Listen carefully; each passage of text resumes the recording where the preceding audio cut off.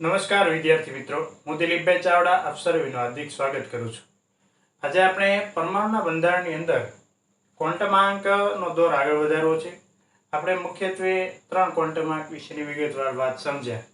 મુખ્ય ક્વોન્ટમાંક, ગૌણ ક્વોન્ટમાંક અને ચુંબકીય ક્વોન્ટમાંક. મુખ્ય ક્વોન્ટમાંક છે કક્ષકની ઉર્જા અને કદ વિશેની માહિતી આપે, જ્યારે ગૌણ ક્વોન્ટમાંક છે કક્ષકના આકાર વિશેની માહિતી આપે.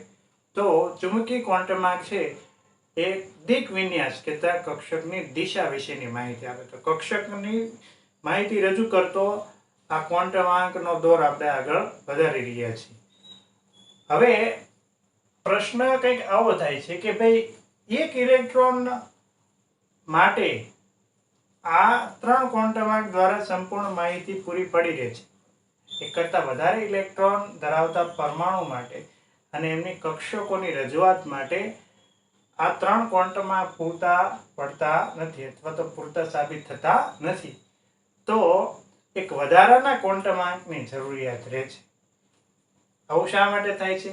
તો કે જ્યારે એક કરતાં વધારે ઇલેક્ટ્રોન ધરાવતા પરમાણુનું રેખાવર્ણપટ દોરવામાં આવે ત્યારે એમાં જોવા મળતી નજીકની ડબલેટ રેખાઓ અને ટ્રિપલેટ રેખાઓ છે એમની વિગતવાર માહિતી ફક્ત આ 3 ક્વોન્ટમાંક દ્વારા પૂરી પાડી શકાતી નથી.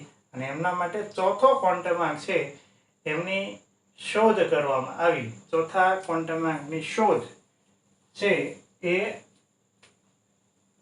બે વૈજ્ઞાનિકે કરી. ચોથો ક્વોન્ટમાંક કયો? તો કે ચોથો ક્વોન્ટમાંક છે સ્પિન ક્વોન્ટમાંક. સ્પિન ક્વોન્ટમાંક બરાબર છે. એમને s વડે દર્શાવવામાં આવે છે ને એમની સંજ્ઞા ms સ્વરૂપે છે. સ્પિન ક્વોન્ટમાંકને s વડે દર્શાવવામાં આવે ને ms વડે પણ દર્શાવવામાં આવે છે. ચુંબકીય ક્વોન્ટમાંકને ml વડે અને સ્પિન ક્વોન્ટમાંકને ms વડે દર્શાવવામાં આવે છે. આ સ્પિન ક્વોન્ટમાંક છે એમની શોધ કોણે કરી હતી? તો કે સ્પિન ક્વોન્ટમાંકની શોધ બે વૈજ્ઞાનિક, ગાઉડ સ્મિટ અને ઉહલેન બેક. ગાઉડ સ્મિટ અને ઉહલેન બેક નામના વૈજ્ઞાનિકે આ સ્પિન ક્વોન્ટમાંક, બરાબર, ચોથો ક્વોન્ટમાંક સ્પિન ક્વોન્ટમાંકની શોધ કરી. શા માટે જરૂરિયાત પડી આપણે એમની વિશે વાત કરી કે ભાઈ એક કરતાં વધારે ઇલેક્ટ્રોન ધરાવતા પરમાણુનો રેખાવર્ણપટની અંદરની ડબલેટ ટ્રિપલેટ રેખાઓની માહિતી આ 3 ક્વોન્ટમાંક દ્વારા પૂરી પાડી શકાતી નથી. અને એમની આજે વધુ સમજણ માટે એક ચોથો ક્વોન્ટમાંકની શોધ કરવામાં આવી જેમને સ્પિન ક્વોન્ટમાંક કહેવામાં આવે છે. આ સ્પિન ક્વોન્ટમાંકના ફક્ત બે જ મૂલ્ય છે. ms ના ફક્ત બે જ મૂલ્ય છે. ક્યાં બે મૂલ્ય? એમના ફક્ત બે જ મૂલ્ય.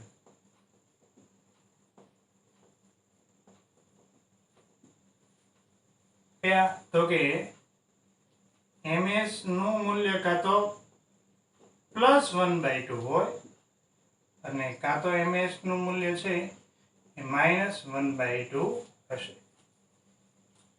હવે આ કંઈક આવા પ્રકારની વાત થઈ કે ભાઈ આપણે જોઈએ છીએ કે સૂર્ય, બરાબર છે, સૂર્યની આજુબાજુ છે એ પૃથ્વી છે શું કરે છે? ભ્રમણ કરે છે. સૂર્યની આજુબાજુ પૃથ્વી છે એ ભ્રમણ કરે છે અને પૃથ્વી પોતાની ધરી ઉપર પણ ભ્રમણ કરે છે. પૃથ્વી પોતાની ધરી ઉપર પણ ભ્રમણ કરે છે અને સૂર્યની આજુબાજુ પણ ભ્રમણ કરે છે. એવી જ રીતે ઇલેક્ટ્રોન પણ પોતાની ધરી ઉપર ભ્રમણ કરે છે અને કેન્દ્રની આજુબાજુ પણ ભ્રમણ કરતો હોય છે, બરાબર, જેમને અક્ષીય અને કક્ષીય ગતિ કહેવામાં આવે છે, બરાબર. આવી રીતે ઇલેક્ટ્રોન માટે પણ હોય છે કે ભાઈ આ જે ઇલેક્ટ્રોન છે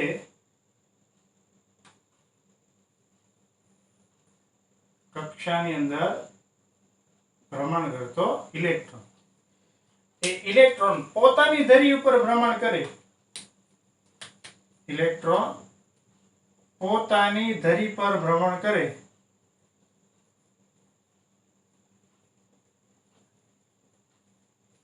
ઇલેક્ટ્રોન પોતાની ધરી પર ભ્રમણ કરે તો એમને કહેવાય અક્ષીય ગતિ. અક્ષીય ગતિ, બરાબર. પરંતુ ઇલેક્ટ્રોન કેન્દ્રની ફરતે ભ્રમણ કરે એ ભ્રમણને આપણે કઈ ગતિ કહેશું? તો કે એ ભ્રમણને આપણે કક્ષીય ગતિ કહેશું. કઈ ગતિ કહેશું? કક્ષીય ગતિ. અને આ જે સ્પિન ક્વોન્ટમાર્ક છે, બરોબર, એ ઇલેક્ટ્રોનની અક્ષીય ગતિ અને કક્ષીય ગતિની સમજૂતી રજૂ કરે છે. ગાઉડ-સ્મિટ અને ઉલેનબેક નામના વૈજ્ઞાનિકે આ સ્પિન ક્વોન્ટમાર્કની શોધ કરી હતી.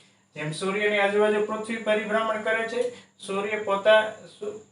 પૃથ્વી પોતાની ધરી ઉપર ભ્રમણ કરે છે, સૂર્યની આજુબાજુ ભ્રમણ કરે છે, એવી જ રીતે ઇલેક્ટ્રોન એ પોતાની ધરી ઉપર ભ્રમણ કરતો છે, જેમને ઇલેક્ટ્રોનની અક્ષીય ગતિ કહેવામાં આવે, અને કેન્દ્રની આજુબાજુ પરિભ્રમણ કરતો છે, જેને ઇલેક્ટ્રોનની કક્ષીય ગતિ કહેવામાં આવે છે. અહીંયા ઇલેક્ટ્રોનની પોતાની ધરી ઉપરના ભ્રમણને બે મૂલ્યોથી દર્શાવવામાં આવે છે, બરાબર. ભ્રમણ બે પ્રકારનું હોય છે. ભ્રમણ કેવા પ્રકારનું છે? બે પ્રકારનું. માની લો કે સમઘડી દિશામાં ભ્રમણ થતું હોય, અને સમઘડી દિશાના ભ્રમણના મૂલ્યને આપણે જો +1/2 કહીએ, ઇલેક્ટ્રોન સમઘડી દિશામાં ભ્રમણ કરતો હોય, એમના માટે +1/2 મૂલ્ય છે એ દર્શાવવામાં આવે. ચુંબકીય ક્વોન્ટમાર્કનું મૂલ્ય +1/2 દર્શાવવામાં આવે તો વિષમઘડી દિશાના ભ્રમણને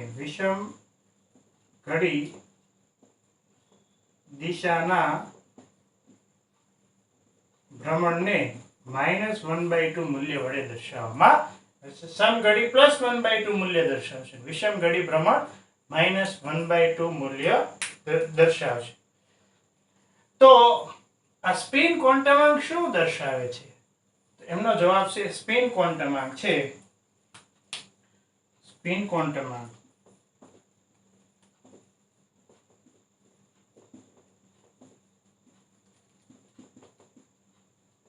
એ ઇલેક્ટ્રોનના ભ્રમણનો દિક વિન્યાસ દર્શાવે છે. શું દર્શાવે છે? તો કે ઇલેક્ટ્રોન કઈ દિશામાં ભ્રમણ કરશે એમનો માહિતી છે એ આ સ્પિન ક્વોન્ટમાર્ક દ્વારા રજૂ થશે. સ્પિન ક્વોન્ટમાર્ક કોણે રજૂ કર્યો હતો?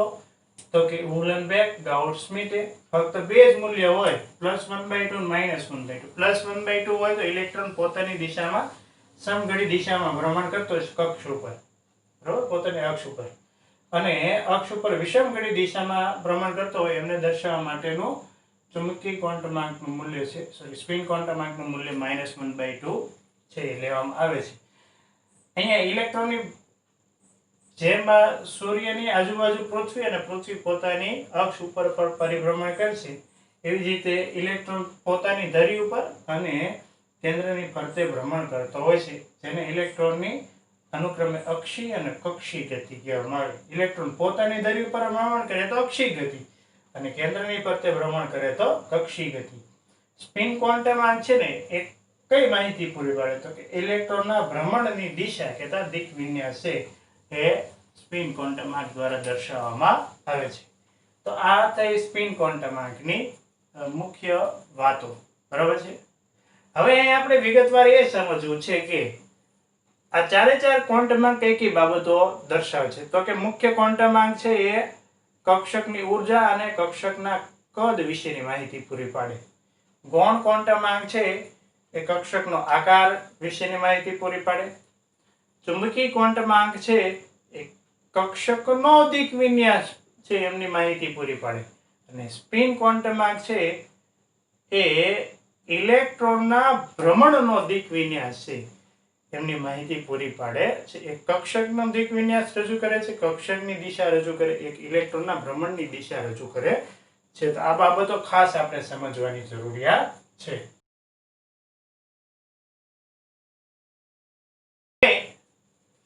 આપણે એકવાર આ જે ક્વોન્ટમાર્ક છે એમને સમજવા છે. બરાબર. ક્વોન્ટમાંકને કઈ રીતે સમજી શકાય? તો કે ક્વોન્ટમાંક એકબીજા ઉપર આધારિત હોય છે. સૌપ્રથમ n ઉપરથી l નું મૂલ્ય લખી દે, l નું મૂલ્ય ઉપરથી ml ના મૂલ્ય. આ ત્રણેય ક્વોન્ટમાંક એકબીજા ઉપર આધારિત હોય છે. બરાબર. અને આ જે ક્વોન્ટમાંક છે સ્પિન ક્વોન્ટમાંક, એમના મૂલ્ય કાં તો +1/2 અને કાં તો -1/2 પ્રકારના હોય છે. બરાબર. એ થોડોક અલગ પ્રકારનો ક્વોન્ટમાંક છે અને પછીથી આ ક્વોન્ટમાંકની શોધ થઈ હતી. બરાબર છે. શ્રોડિંજરે આ ત્રણ ક્વોન્ટમાંકની સમજૂતી પૂરી પાડેલી હતી. હવે એકાદા ઉદાહરણ દ્વારા માહિતી સમજીએ તો ભાઈ n બરાબર 4 મૂલ્ય હોય, n બરાબર 4, તો n ના ઉપરથી મૂલ્ય નક્કી થાય l ના. બરાબર. તો એના ઉપરથી l ના મૂલ્ય કેટલા મળશે? તો કે l ના મૂલ્ય આપણને મળશે 0, 1, 2 અને 3. ક્યાં સુધી જવાનું 0 થી? તો કે n કરતા એક ઓછું મૂલ્ય રહે ત્યાં સુધી જવાનું રહેશે. હવે આ l ના ઉપર મૂલ્ય ઉપરથી કયા મૂલ્ય મળશે આપણને? તો કે l ના મૂલ્ય ઉપરથી આપણને ml ના મૂલ્યો મળશે. l બરાબર 0 છે. બરાબર છે. તો એમની માટે ml નું મૂલ્ય પણ શું થશે? 0 થશે. ml નું મૂલ્ય શું થશે? 0 થાય. પણ l બરાબર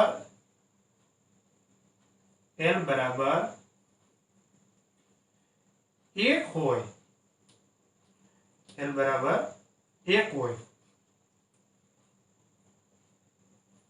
ml ના મૂલ્યની વાત કરીએ તો ml નું મૂલ્ય થશે -1, 0 અને +1. બરાબર છે. l બરાબર 2 હોય, l બરાબર 2 હોય તો ml ના મૂલ્યની વાત કરીએ તો ml ના મૂલ્ય થશે 5. કેટલા મૂલ્ય થશે? 5. કયા કયા? તો કે ml ની વાત કરીશું, ml ના મૂલ્ય થશે -2, -1, 0, 1 અને 2. હવે l બરાબર 3 હોય તો ml ના મૂલ્યની વાત કરશું તો એ 7 થશે. કેટલા થશે? 7. ml ના મૂલ્ય 7. કયા કયા 7? તો કે -3, -2, -1, 0, 1, 2 અને 3. ખ્યાલ આવે છે? તો આ બધા એકબીજા ઉપર આધારિત છે. તમે જોઈ શકો છો n બરાબર 4 તો l ના મૂલ્ય કેટલા મળ્યા? તો કે 0, 1, 2 અને 3. હવે l ના મૂલ્ય નક્કી થઈ ગયા. કેટલા થયા? 4. 1, 0, 1, 2 ને 3. આ ચારે ચાર ઉપરથી 0 મૂલ્ય હોય l બરાબર 0 તો ml બરાબર શું થશે? 0. l બરાબર 1 તો ml બરાબર થશે -1, 0 અને +1.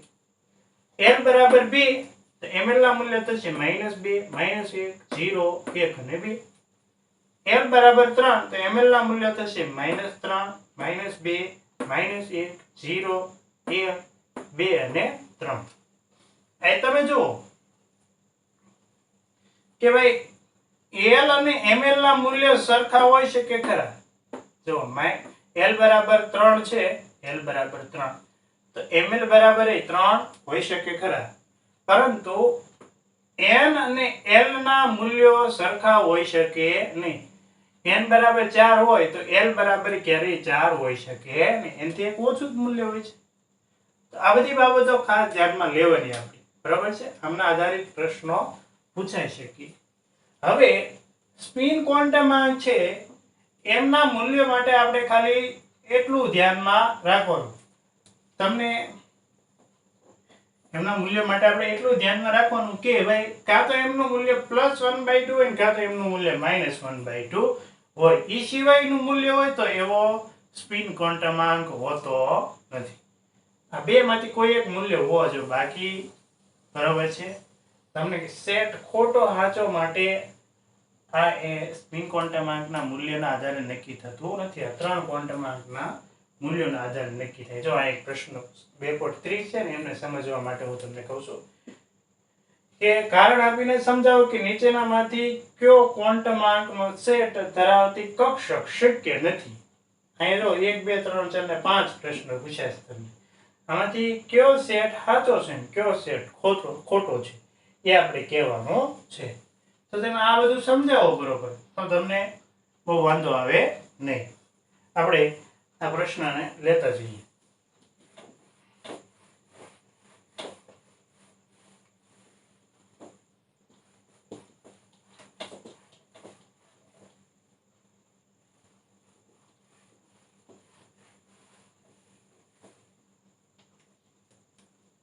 હવે પ્રશ્ન જો સેટ કયો સાચો છે એ નક્કી કરવાનો છે. સ્વાધ્યાયનો પ્રશ્ન નંબર કેટલો છે 2.30. એમનો એ પ્રશ્ન છે એમાં શું પૂછ્યું છે કે ભાઈ n બરાબર 0, l બરાબર 0, ml બરાબર 0 અને ms સ્પિન ક્વોન્ટમાંકનું મૂલ્ય કેટલું છે +1/2. આ સેટ સાચો છે ખોટો છે, શક્ય છે કે શક્ય નથી? તો હંમેશા યાદ રાખવાનું આપણે આગળ એ વાત કરી કે n અને l ના મૂલ્ય સરખા હોય નહીં. ક્યારેય સરખા હોય નહીં. તો આ વાત શું સૂચવે છે કે આવો સેટ યોગ્ય નથી. આ સેટ યોગ્ય નથી. કારણ આપવું હોય તેમ કહી શકું ભાઈ n અને l ના મૂલ્ય સરખા હોય નહીં એટલે આગળ તો કઈ જોવાની જરૂરિયાત છે એટલે આ સેટ યોગ્ય નથી.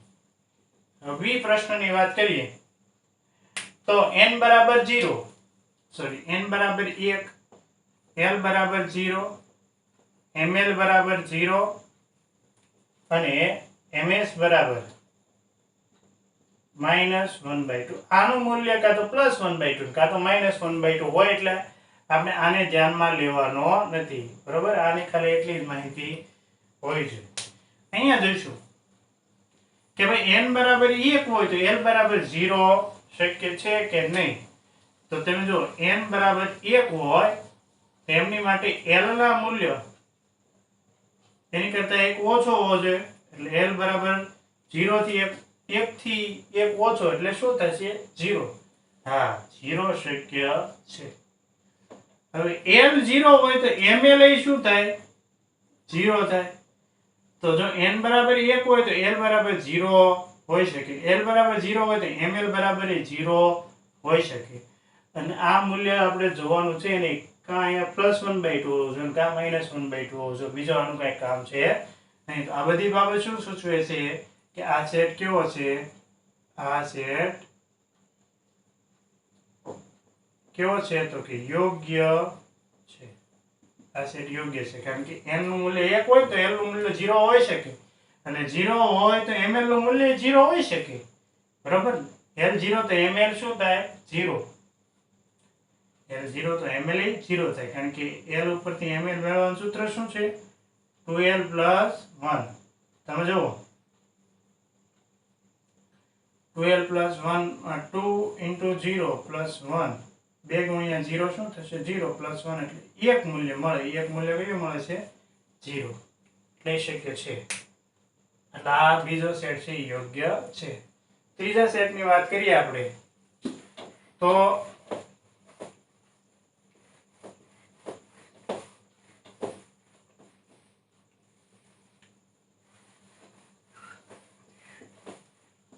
ત્રીજા સેટની અંદર n બરાબર 1, l બરાબર 1. સી પ્રશ્ન n બરાબર 1, l બરાબર 1, ml બરાબર 0 અને ms બરાબર +1/2. 1 0 અને +1/2 આવો છે સી ઓપ્શન. સી પ્રશ્ન. તો જો અહીં પહેલો તે આપણને ખ્યાલ આવી જાય કે n ને l ના મૂલ્યો સરખા હોય નહીં, એટલે આ સેટ કેવો છે? આ સેટ યોગ્ય નથી. ક્યાંથી યોગ્ય નથી? તો કે n અને l ના મૂલ્યો સરખા હોય નહીં. હાલો તો ડી પ્રશ્નમાં જઈએ સીધો. n બરાબર 2 l બરાબર 1, n બરાબર 2 l બરાબર 1, ml બરાબર 0 અને ms બરાબર -1/2. તો જો આ સેટ વિશે વિચારો. n બરાબર 2 હોય તો l ના મૂલ્ય કેટલા હોઈ શકે? તો કે 0 અને 1 હોઈ શકે. એમાંથી અહીંયા શું આપ્યું છે? તો કે 1 આપ્યું. તો એ તો શક્ય છે, બરાબર. હવે l નું મૂલ્ય 1 હોય, 1 તો અહીં આપી દીધું છે. તો ml ના મૂલ્ય કેટલા હોઈ શકે? તો કે 3 હોઈ શકે. કયા 3? તો કે -1, 0 અને +1. એ પૈકી એમ આપ્યું છે 0 આપ્યું છે. જો 0 અહીંયા હોઈ શકે તો અહીંયા પણ આપ્યું છે. તો અને ms બરાબર તો શું? +1/2 -1/2 -1/2 બે પૈકી એક હોવા જોઈએ. n બરાબર 2 હોય તો l બરાબર 0 કે 1 હોય, એ પૈકી 1 આપ્યું છે તો એ સાચું છે. હવે l બરાબર 1 હોય તો ml ના મૂલ્ય -1, 0 ને +1 મળે. એ પૈકી 0 આપ્યું છે તો એ પણ સાચું છે. અને ms બરાબર તો સાચું છે. આ સેટ કેવો છે? આ સેટ યોગ્ય છે.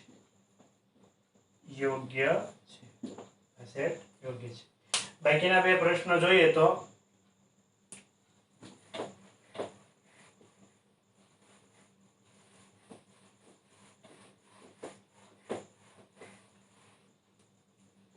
હવે n બરાબર 3 ઈ પ્રશ્ન છે. n બરાબર 3, l બરાબર 3, ml બરાબર -3 અને ms બરાબર +1/2. હવે અહીં તમે જુઓ ને તો n અને l ના મૂલ્ય સરખા છે. ઈ ક્યારે હોઈ શકે નહીં. n ને l ના મૂલ્ય સરખા હોઈ શકે નહીં તો સીધું જ કહી દેવાનું આ સેટ યોગ્ય નથી, બરોબર. અને એક પ્રશ્ન છે એની વાત કરીએ. તેમાં શું છે? n બરાબર 3, l બરાબર 1, ml બરાબર 0 અને ms બરાબર +1/2. +1/2 આપ્યા છે એટલે ms તો બરાબર છે. જો n બરાબર 3 છે તો l ના મૂલ્ય કેટલા મળે 3 હોય ત્યારે? તો કે 0, 1, 2. આવા 3 મૂલ્ય મળે. 0, 1, 2. એ પૈકી અહીં શું આપ્યું છે? તો કે 1 આપ્યું છે. હવે l બરાબર 1 હોય તો ml ના મૂલ્ય કેટલા મળે? તો કે ml ના મૂલ્ય 3 મળે. ml ના મૂલ્ય કયા 3?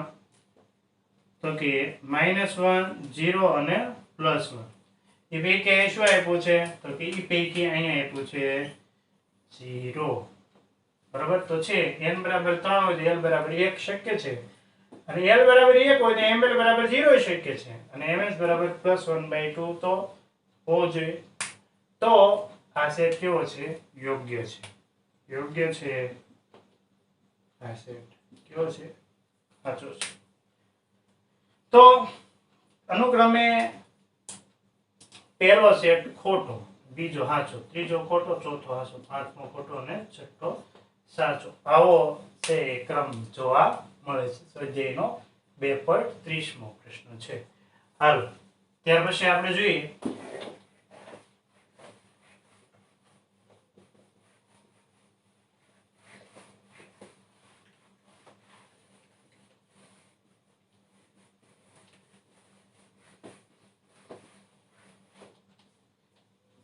સ્વાધ્યાયનો 2.29મો પ્રશ્ન. 2.29મો પ્રશ્ન જો શું છે? તો કે એસપીડી સંકેતોનો ઉપયોગ કરીને નીચેના ક્વોન્ટમાંકની કક્ષકોનું વર્ણન કરો. મતલબમાં કક્ષકની સંજ્ઞા નક્કી કરવાની છે. એમાં એ પ્રશ્ન છે એ શું છે? તો કે n બરાબર 1 અને l બરાબર 0. બી પ્રશ્ન શું છે? તો કે n બરાબર 3 અને l બરાબર છે એ 1 છે. સી પ્રશ્ન છે n બરાબર 4 અને l બરાબર 2 અને ડી પ્રશ્ન છે n બરાબર 4 બરાબર અને l બરાબર 3. ચાલો તો આ સોલ્યુશન આપણે બધાને મેળવી. તમને એક વસ્તુ ખ્યાલ હોવી જોઈએ કે જો l નું મૂલ્ય 0 હોય તો એ s કક્ષક થાય, l નું મૂલ્ય 1 હોય તો એ p કક્ષક થાય, l નું મૂલ્ય 2 હોય તો એ d કક્ષક થાય અને l નું મૂલ્ય 3 હોય તો એ f કક્ષક થાય. બરાબર છે? તો l ના મૂલ્ય 1 2 3 0 1 2 3 ઉપરની કક્ષકો આપણને યાદ હોવી જોઈએ. તો જો અહીંયા l નું મૂલ્ય 0 છે એટલે એ s કક્ષક થશે, અહીંયા 1 છે એટલે p કક્ષક થશે, અહીંયા 2 છે એટલે એ d કક્ષક થશે, અહીં 3 છે એટલે એ f કક્ષક થશે. હવે શું કરવાનું છે? જે મુખ્ય ક્વોન્ટમ છે એમની બાજુમાં લખી નાખવાનું. આ 1s કક્ષક થશે, આ 3s કક્ષક થશે, આ 4d કક્ષક થશે અને આ 4f કક્ષક થશે. આવી રીતે આપણે શું નક્કી કરી શકીએ? તો કે કક્ષકોની સંજ્ઞા નક્કી કરી શકીએ. તો સ્વાધ્યાયનો 2.29મો પ્રશ્ન ખૂબ જ સહેલો હતો. આગળ વધીએ. બરાબર છે? તો સ્વાધ્યાયનો 2.28મો પ્રશ્ન. કેટલામો પ્રશ્ન? સ્વાધ્યાયનો 2.28મો પ્રશ્ન. કોઈ પણ એક પરમાણુ કક્ષક માટે n બરાબર 3 છે તો l અને ml ના શક્ય મૂલ્યો કેટલા છે? એક પરમાણુ કક્ષક છે એની માટે n બરાબર 3 છે તો એની માટે l ના મૂલ્યો કયા હશે? તો l ના મૂલ્યોની વાત કરીએ તો એ નીચે આપણે દર્શાવશું. કયા કયા હશે? તો કે 3 મૂલ્ય હશે.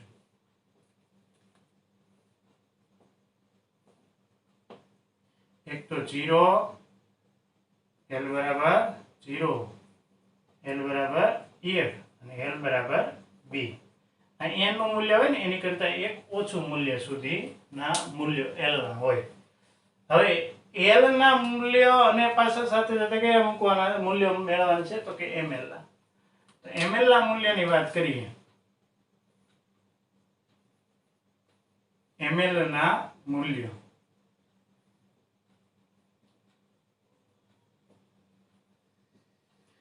ml ના મૂલ્ય પણ શું થશે? ml બરાબર 0. l બરાબર 0 તો ml બરાબર શું થાય? 0. l બરાબર 1 હોય તો ml બરાબર ના મૂલ્ય થશે -1, 0 અને +1. l બરાબર 2 હોય તો ml ના મૂલ્ય થશે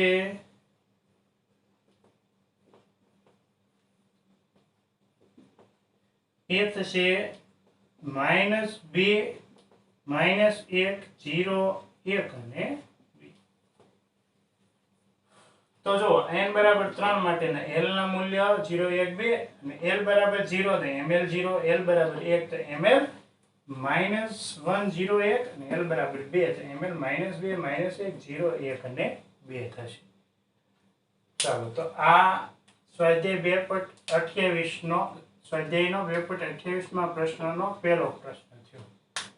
હવે બીજો પ્રશ્ન પણ સાથે સાથે પૂછ્યો છે. એ શું પૂછ્યો છે? તો કે 3D કક્ષક માટે ઇલેક્ટ્રોનના ક્વોન્ટમમાં એમાં ml અને l ની યાદી કરો.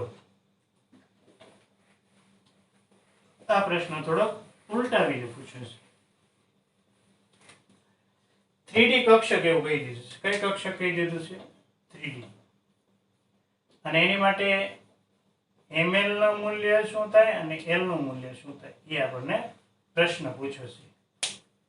તો આ 3 આગળનો 3 છે એનો મતલબ શું થશે? આગળનો 3 એનો મતલબ થશે n બરાબર 3 અને d નો મતલબ શું થશે? d નો મતલબ થશે l બરાબર d નો મતલબ શું થશે? l બરાબર 2. કેમ ખબર પડે? તો કે ભાઈ l બરાબર 1 હોય ને તો એ s કક્ષક થાય. l બરાબર 2 હોય l બરાબર 1 હોય તો એ p કક્ષક થાય. l બરાબર 0 હોય તો એ s કક્ષક થાય. l બરાબર 2 હોય તો એ d કક્ષક થાય. l બરાબર 3 હોય તો એ f કક્ષક થાય. તો અહીંયા ડી કક્ષક છે તો એની માટે L બરાબર શું થશે 2. હાલો તો L નું મૂલ્ય નક્કી થઈ ગયું ભાઈ. L બરાબર શું છે 2. પણ ml ના મૂલ્ય નક્કી કરવાનું થાય ને તો L બરાબર 2 હોય ત્યારે ml ના મૂલ્ય કેટલા થશે તો કે ml ના 5 મૂલ્યો થાય. કયા 5? તો આપણે 5 5 ની યાદી અહીંયા બનાવી. ml બરાબર -2 -1 0 1 અને 2. -2 -1 0 1 અને 2 આવા 5 મૂલ્યો છે એ શક્ય છે. તો વિદ્યાર્થી મિત્રો આ થઈ ક્વોન્ટમાંકની ડિટેલમાં માહિતી અને એને અનુરૂપ કેટલાક પ્રશ્નો. ક્વોન્ટમાંકને આધારિત કેટલાય બધા પ્રશ્નો છે એ પૂછાતા હોય છે. આ બધા પ્રશ્નો છે એ ખૂબ સરળ હોય છે પણ એકવાર તમારે આમની સખત પરિશ્રમ દ્વારા આના ઉપર ગ્રીપ મેળવવી પડે. તમે ખૂબ સારી રીતે પ્રેક્ટિસ કરી અને આના ઉપર ગ્રીપ મેળવી લો ત્યાર પછી તમે કોઈ પણ સારી એક્ઝામમાં પૂછાતા પ્રશ્નો છે એમને ખૂબ સારી રીતે ખૂબ સરળતાથી ખૂબ ઓછા સમયની અંદર સોલ્વ કરી શકો. તો આ જે ક્લાસ ચાલે છે એની સાથે સાથે તમે તમારા ધ્યાનમાં આવતા પ્રશ્નો, જુદા જુદા સાહિત્યમાં રહેલા પ્રશ્નો, ક્વોન્ટમાંકને લગતા પ્રશ્નો છે એમને સોલ્વ કરતા જાઓ. એમની ક્વેરીઓ હોય એ જે તે જગ્યાએ છે એ પૂછી અને સોલ્વ કરો અને આમના ઉપર વધારે ને વધારે પકડ મેળવવાનો પ્રયત્ન કરો જેથી કરીને 12મા ધોરણમાં તમારો અભ્યાસ ચાલુ હોય ત્યારે આ બાબતો છે એ તમારે વારંવાર જોવી ન પડે. ટૂંકા સમયના રિવિઝનથી પણ તમે છે એ બધી બાબતો છે એને રિસ્ટોર કરી શકો અને બહુ ઝાઝો સમય છે એ તમે રિવિઝનમાં ન ફાળવો તો પણ તમારું પૂરેપૂરું અધ્યયન કાર્ય શક્ય બને. એને અનુરૂપ પ્રશ્નોના જવાબો તમે આપી શકો. માટે અત્યારથી બરોબર કાળજી લેવી ખૂબ જરૂરી છે જેથી કરીને અંત ભાગની અંદર જ્યારે તમે ટોટલ બંને ધોરણના બધા ચેપ્ટરની તૈયારી કરતા હો ત્યારે તમારું આ બેઝિક અને અત્યારની જે વધારે મહેનતવાળું કાર્ય છે એ તમને પ્લસ પોઈન્ટ પર રાખશે, તમને બધાથી અલગ બનાવશે. તો વિદ્યાર્થી મિત્રો આજે એટલે સુધી રાખીશું. ફરી મળીશું. આવજો.